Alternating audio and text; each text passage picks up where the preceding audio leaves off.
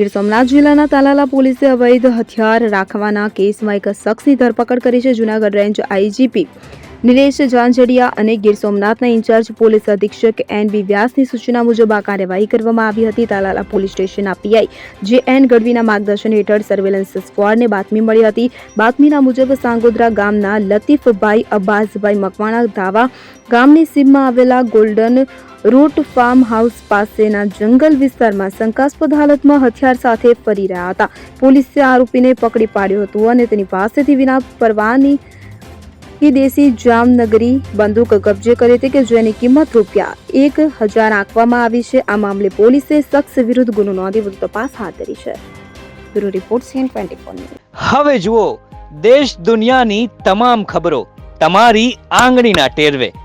ઉઠાવો મોબાઈલ અને Google Play Store પરથી ડાઉનલોડ કરો અમારી CN24 ન્યૂઝ મોબાઈલ એપ.